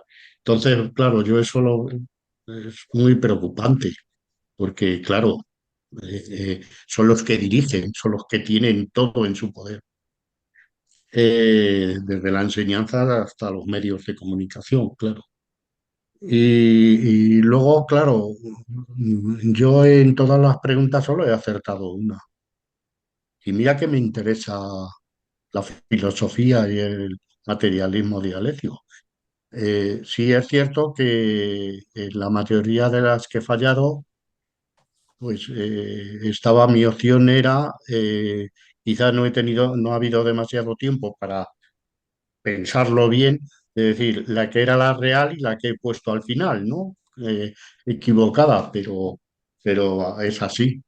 Entonces, claro, eso lo que me indica es que tenemos que estudiar más el materialismo dialéctico, que es imprescindible, es algo que que tiene que servir pues para saber analizar las cosas.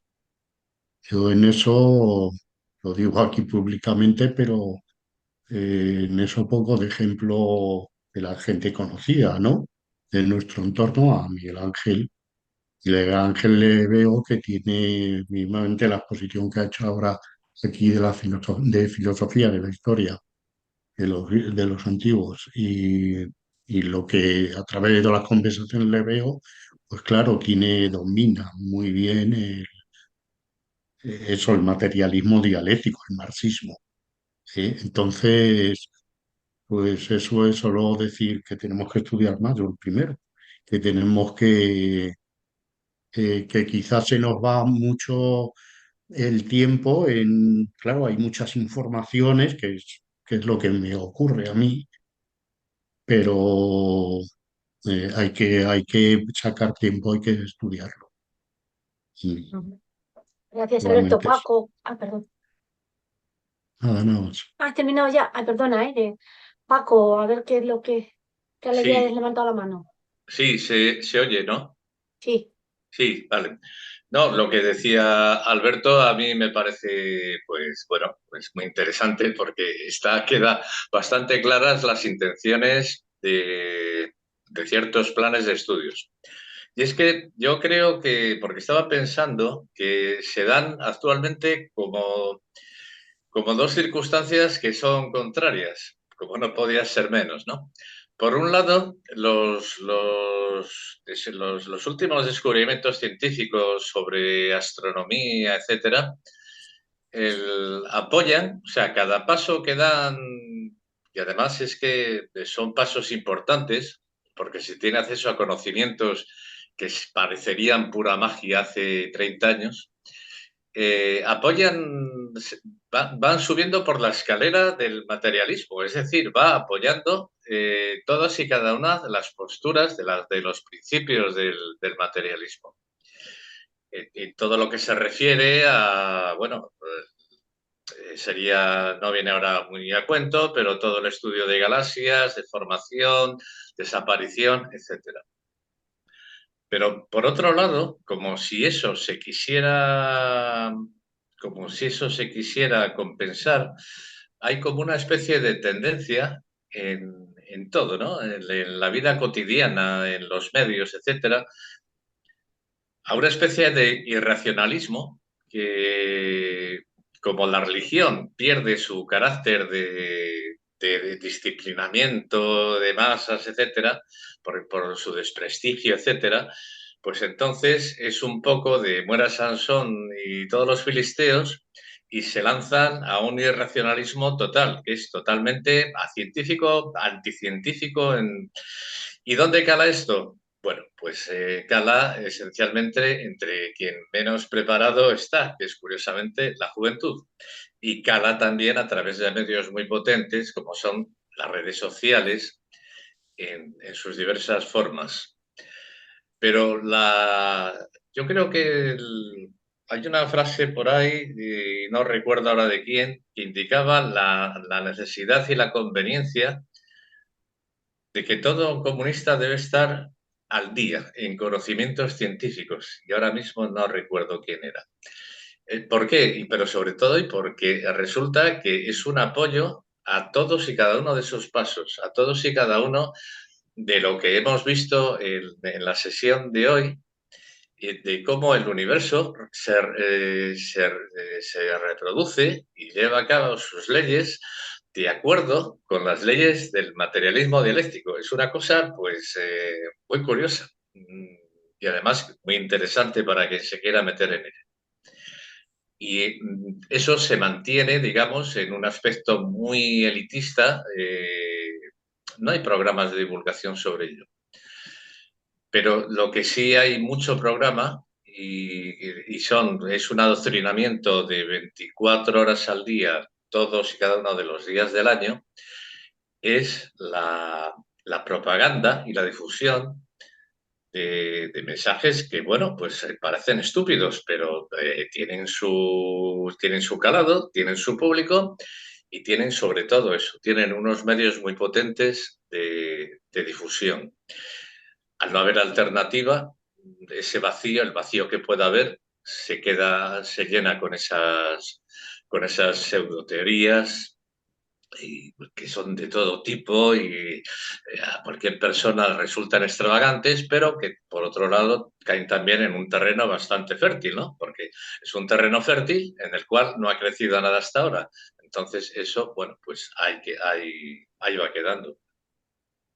Nada más que eso era. Muchas gracias, sí. Y es que tienes razón. Yo no sé, yo voy a levantar la mano y luego tú hablas, Miguel Ángel. Y eso. Tienes razón, porque si por un lado estamos vaciando, quitando la filosofía de las escuelas y quitando todo lo que hay por ahí. Por otro lado, estamos vaciando de los medios públicos de todos los programas que sean divulgación científica, de ahondar en el conocimiento. Como dice Paco, de eso es que no hay nada. Ahora mismo están programas basura que bueno, que cada uno, y luego estamos hablando de la separación.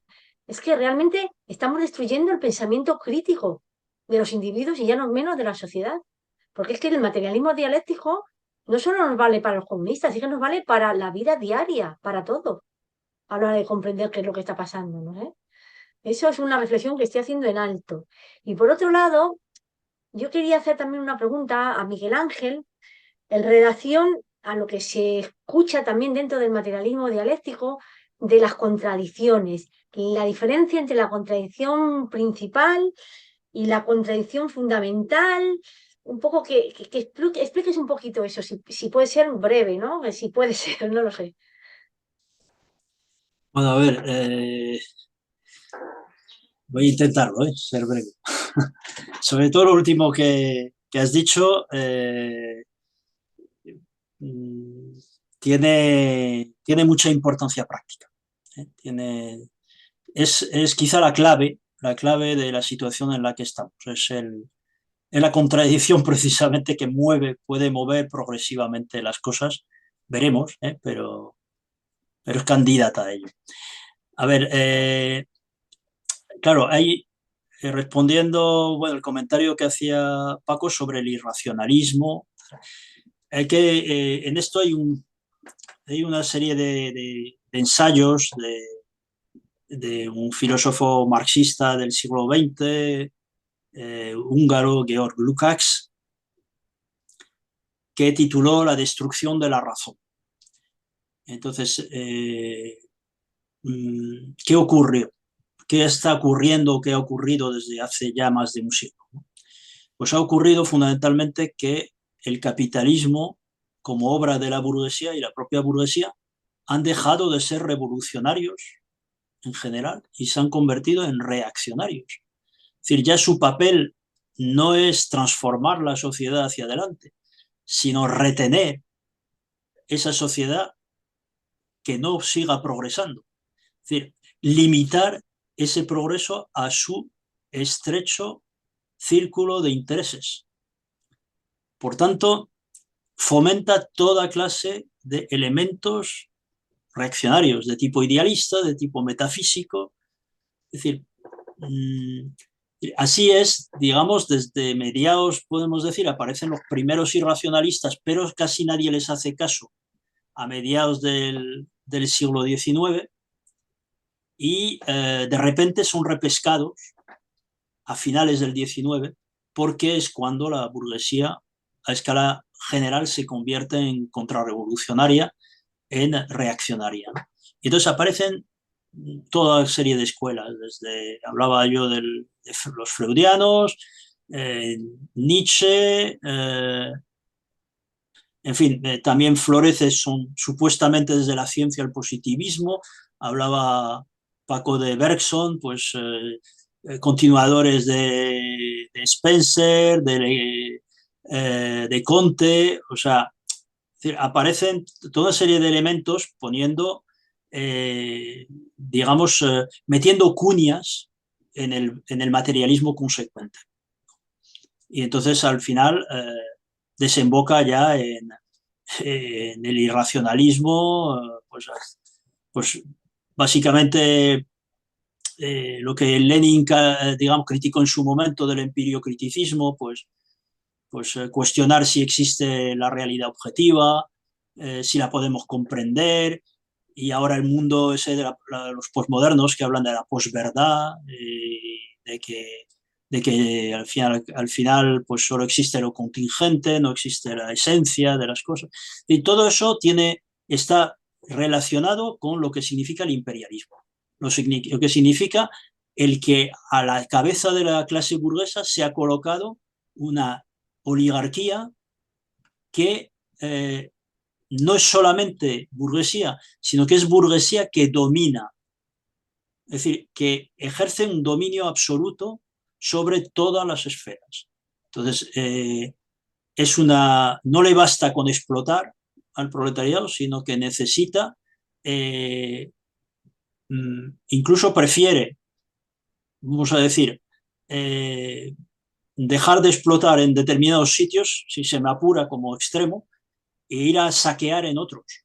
O sea, es directamente, como decía Lenin, reaccionaria en toda la línea, ¿no? Y entonces tiene, claro, centraliza una cantidad de riqueza tan enorme que controla los planes de estudio, controla los medios de comunicación. Hoy estaba echando un vistazo a las portadas de los periódicos y es que prácticamente son idénticas. Con el tema de Venezuela, vamos, son clavadas. O sea, es que no hay más que una versión. O sea, todo está controlado por ella y cada vez, digamos, permite lo demás mientras no tenga una repercusión de masas. Pero en la medida en que teme que pueda tener repercusión de masas, ahí empieza a intervenir y, como vemos en Europa, a aprobar leyes contra la desinformación, contra los delitos de odio, donde van metiendo ahí todo espíritu crítico, lo que decías de destruir el pensamiento crítico. Pues destruir es también reprimirlo, ¿no? Es decir, no solo es no darle los instrumentos, sino por si acaso la gente sabe encontrar esos instrumentos, esas herramientas para ser crítica, pues si los utiliza, pues reprimirla, ¿no? Y asustarla, castigarla, etcétera, etcétera. Entonces eso, con respecto a ese problema, bueno, pues de una sociedad ya caduca. Y ahora la cuestión de la contradicción. Efectivamente, hemos visto ahí que en toda cosa existe múltiples contradicciones y que de esas contradicciones hay una que es la principal, que es la que, vamos a decir, determina la cosa, la esencia de la cosa, es la que define esa cosa, ¿eh? Por ejemplo, en la sociedad, la contradicción, en la sociedad en general, la contradicción principal es la contradicción entre las fuerzas productivas y las relaciones de producción. En cambio, en los seres no sociales, es decir, los seres no humanos, por tanto, primates, mamíferos, etcétera, etcétera, la contradicción principal es una contradicción pues, de carácter relacionada con simplemente la supervivencia de la especie, ¿no? Es decir, sexual, etcétera, etcétera, ¿no? Es decir, en cada tipo de materia tiene una contradicción diferente, ¿no? La contradicción del capitalismo es burguesía proletaria, la contradicción del feudalismo es campesinado, nobleza, terrateniente. O sea, cada tipo de materia tiene su contradicción. Pero esa contradicción la llamamos principal. Pero cuidado, porque esa misma cosa también tiene sus etapas. Y no siempre, en todas las etapas, la contradicción principal tiene relación o es directamente la contradicción fundamental de esa cosa. Voy a intentar explicarme. En el capitalismo, la contradicción fundamental, por tanto, es entre la burguesía y el proletariado. Bien, en los años 30, en Europa, también era esa la contradicción principal, fundamental. Sin embargo, no era exactamente la prioritaria. Por tanto, no podemos decir que fuera la principal. La principal era entre el fascismo y la democracia, entendida como burguesa, democracia en general, sin atender a las clases. Un ejemplo claro para ver que era así, la guerra de España. En la guerra de España, ¿acaso en la España de entonces no había contradicción entre burguesía y proletariado? Sí. ¿Pero acaso se podía resolver esa contradicción sin ganar la guerra? ¿Sin vencer al fascismo? No. Entonces, existiendo la contradicción burguesía-proletaria y actuando la contradicción burguesía-proletariado en aquel momento, la principal sin la cual no se podía resolver la contradicción fundamental era entre fascismo y república o democracia. Hoy ocurre una situación similar. La contradicción fundamental en el mundo, la que va a permitir superar el capitalismo, es la contradicción entre burguesía y proletariado. Sin embargo, en el primer plano, para que esa contradicción se resuelva, necesita resolverse previamente otra contradicción, que es la contradicción entre los imperialistas que están en una situación de crisis y de desesperación, atacando al resto del mundo y buscando dominarlo y sojuzgarlo y saquearlo, y el resto del mundo que unos empiezan a hacerle frente y animan a los demás, es decir, lo que se llama el campo antiimperialista. Entonces, en la dialéctica existe un concepto que se llaman las mediaciones. Y las mediaciones son precisamente esas correas de transmisión que permiten atender lo inmediato para resolver lo mediato, lo que no es inmediato. Entonces, es necesario resolver primero unas cosas para poder llegar a resolverlas.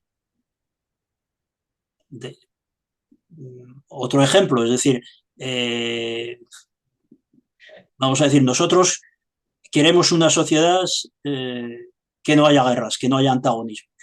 Sin embargo, la única manera de eso es precisamente pasando por una mediación contraria, que es la guerra revolucionaria, la dictadura del proletariado. Es decir, solo con eso podrá ser posible un mundo sin guerras, sin antagonismos.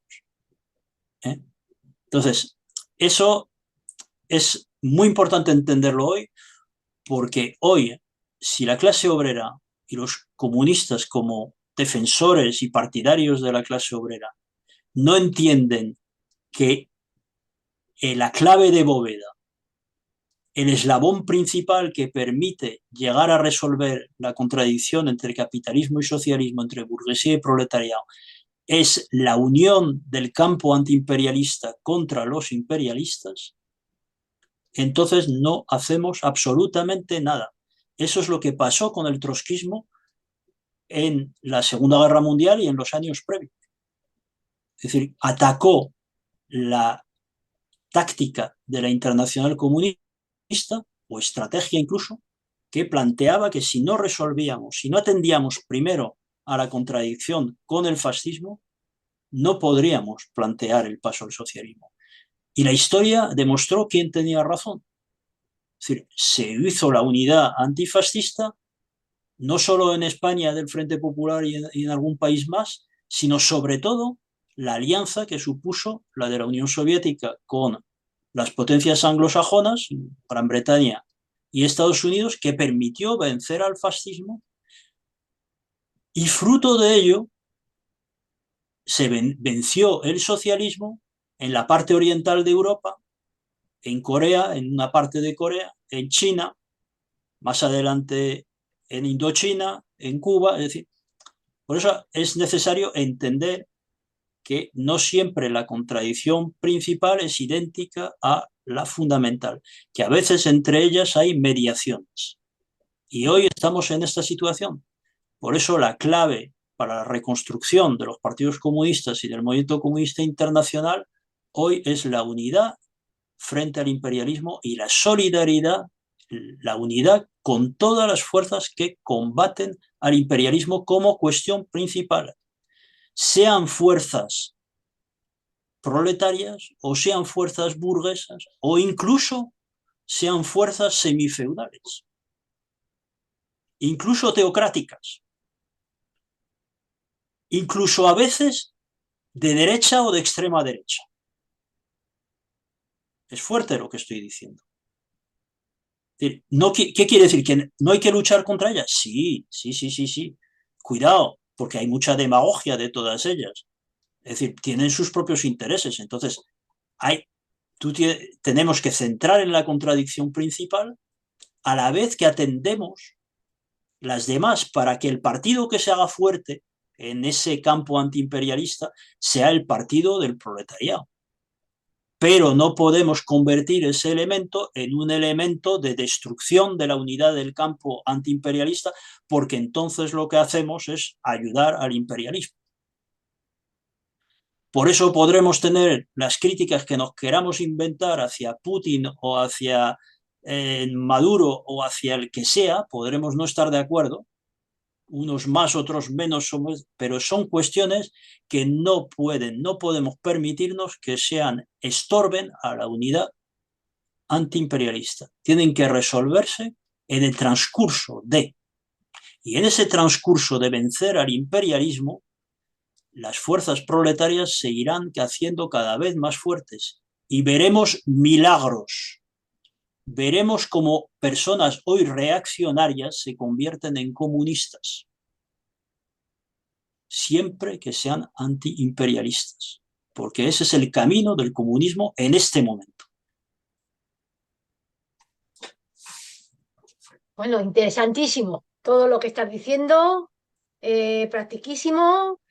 Y bueno, no sé si habría alguna palabra más o algo. También ha sido importante siempre las últimas preguntas que has hecho, precisamente para aclarar y comprender lo complejo que es de este tema, sobre todo en esta sesión también. Y bueno, bueno, mira, Alberto ha levantado la mano, no sé si quería comentar alguna cosa más. Alberto, breve, porque ya tenemos muy poco tiempo. También hay un comentario Sí, perdona. Se entiende. El PC de Venezuela ha llamado a las masas a la protesta, por cierto, bien hablado, ¿vale? Pues bien. A ver, Alberto, ¿qué es lo que...?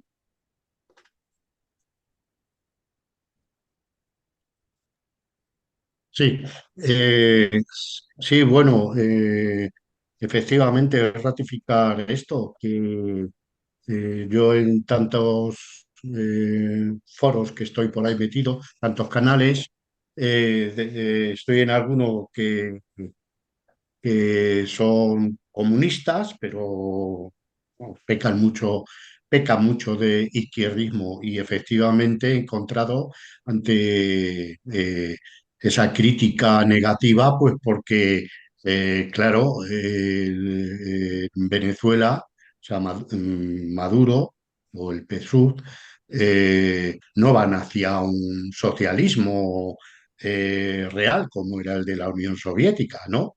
Entonces hacen la crítica que eso, en este momento en el que está ocurriendo que nos estamos jugando mucho, por supuesto, los primeros, los venezolanos, pero todo el mundo, todo Latinoamérica y todo el mundo, porque influye en todo. ¿Eh?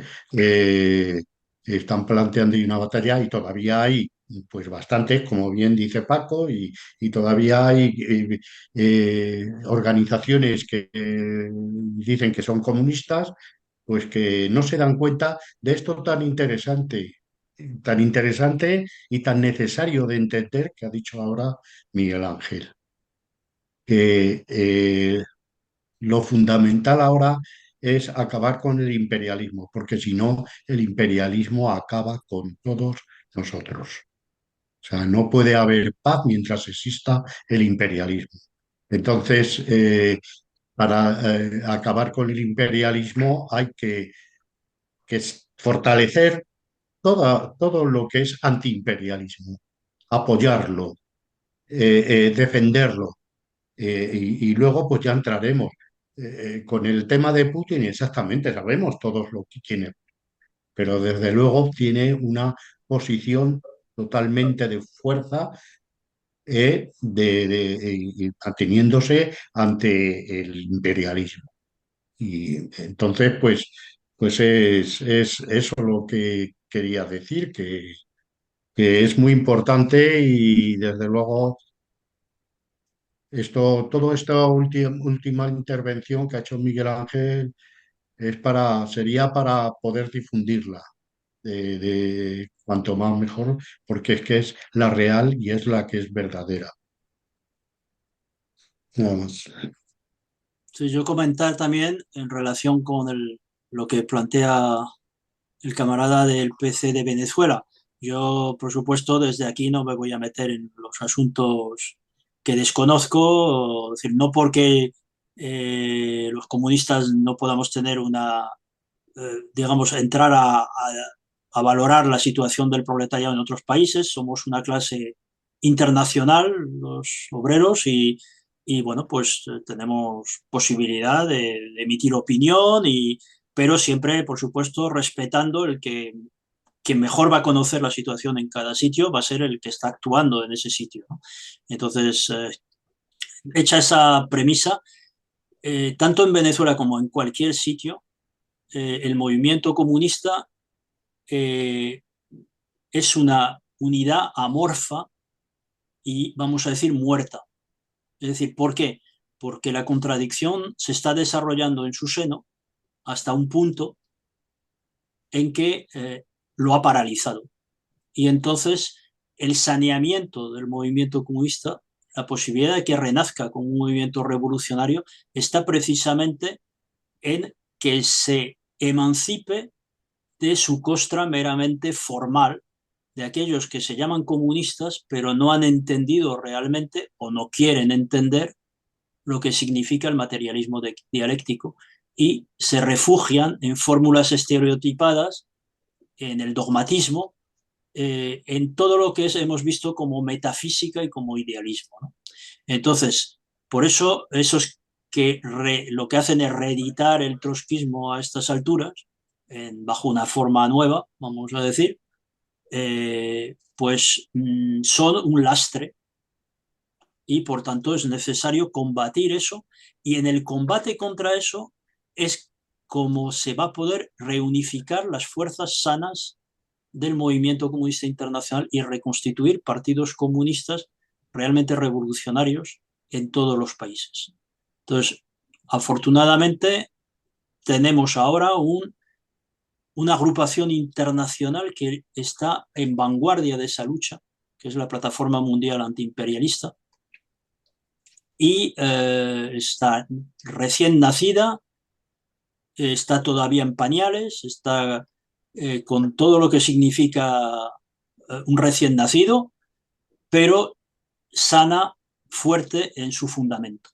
Y eso es el punto de apoyo que tenemos los comunistas, donde, sobre todo en los lugares donde peor estamos, donde más hemos retrocedido, donde más se ha descompuesto nuestro movimiento, tenemos la oportunidad de aprender de los que van por delante de nosotros y tratar de aplicar lo aplicable de su experiencia a nuestras condiciones particulares, ¿no?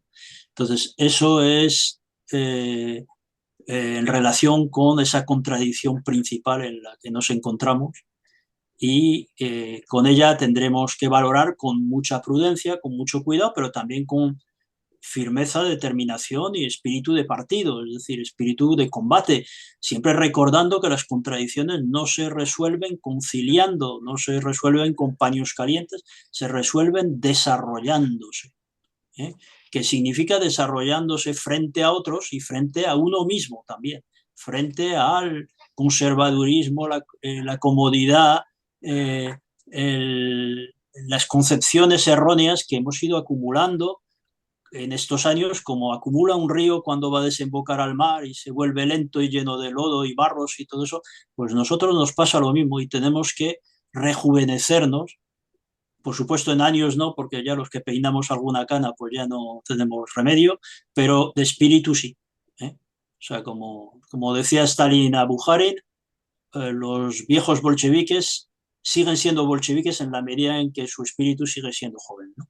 Entonces, de alguna manera, lo mismo tenemos que intentar hacer en todas partes, que no solo está en juego la paz, es decir, el evitar la guerra mundial nuclear, sino también está en juego el ulterior progreso de la humanidad hacia el comunismo, entonces la liberación de la clase obrera. Entonces es fundamental que eso lo llevemos a cabo y con firmeza decirle a esos camaradas, los que son honestos, que están equivocados, decirles en qué se están equivocando y argumentar a la vez que en los hechos, en la práctica, somos capaces de construir ese partido y abrir el camino que ellos, desgraciadamente, con un planteamiento de partido equivocado, no pueden abrir camino a ese partido. Entonces, nosotros podemos, con un planteamiento correcto, desde el punto de vista del materialismo dialéctico, que lo llevemos a cabo o no, eso ya dependerá de que pasemos de lo abstracto y general a lo concreto y particular, es decir, que seamos capaces de cumplir esa 11ª tesis de Marx sobre Feuerbach, que no basta con interpretar el mundo, sino que hace falta la acción práctica revolucionaria y acertar en ella y con tesón, determinación, fuerza, convicción y dispuestos a lo que sea necesario, porque la victoria estratégicamente está asegurada. En cada caso, las batallas se pueden perder, pero solo se puede ganar estratégicamente si se está dispuesto a perder también. Bueno, es que se nos va el tiempo, no sé. Yo creo que deberíamos empezar a ya despedirnos, si os parece bien a todos, o si alguna cosa rápida, porque es que nos estamos pasando de tiempo. El tiempo, yo sé que este tema es interesantísimo, por eso desde Unión Proletaria os pedimos que si queréis que hagamos algún otro curso o que queráis que profundicemos algún otro tema o algo, aquí os dejo en el fondo nuestro contacto, que es nuestra página web, y nuestro email, que es unionproletaria@gmail.com, y nuestra página web unionproletaria.com. También tenemos lo del canal YouTube, que es @unionproletaria7375, y bueno, y os animamos a suscribiros a nuestro canal de YouTube. Y nada, simplemente muchas gracias a todos por seguir este curso, iniciado ya hace más de un año, en febrero del 23. Y bueno, que adelante, y lo que dice el lema, luchar para unir y unir para vencer. Muchas gracias a todos. Saludos a todos.